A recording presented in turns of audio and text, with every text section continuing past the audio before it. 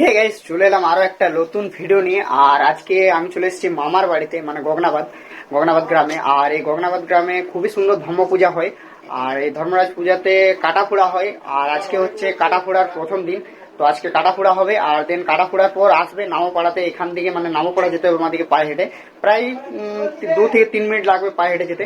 তো 2 থেকে 3 মিনিট পায়ে হেঁটে যাবো, দেন ওখানে কাটা ফোড়া তোমাদেরকে দেখাবো। আর তার সাথে সাথে আরো অনেক কিছু নানা রকম হয়, সেগুলো তোমাদেরকে দেখাবো। তো ভিডিওটা প্রথম থেকে লাস্ট অব্দি দেখতে থাকো। তো চলো যাওয়া যাবে এখন নাম করা দিই।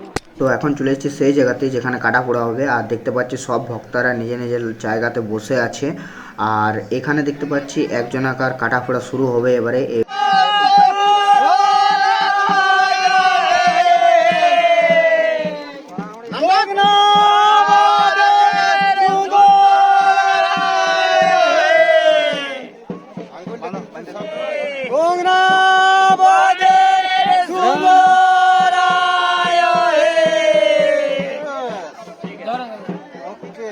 তো আস্তে আস্তে দেখতে পাচ্ছি ভিড়ের পরিমাণটা বাড়ছে, আর প্রচন্ড পরিমাণে ভিড় হয়েছে। আর নিচে এই সাইডে দেখতে পাচ্ছি আরো একজন কাটা ফোড়া শুরু হবে এবারে।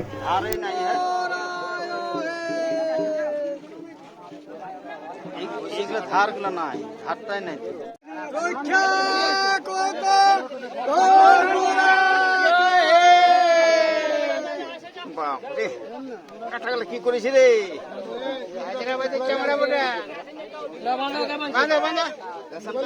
One hour later.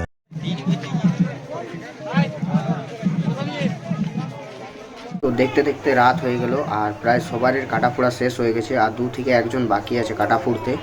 তো এখানে দেখতে পাচ্ছি আরেকজনাকার কাটা ফোড়া হচ্ছে। আর সবার থেকে এরই বয়স কম, আই থিঙ্ক 13-14 বছর বয়স হবে। আর মোটা মোটা দেখতে পাচ্ছি রড ফোড়া হচ্ছে।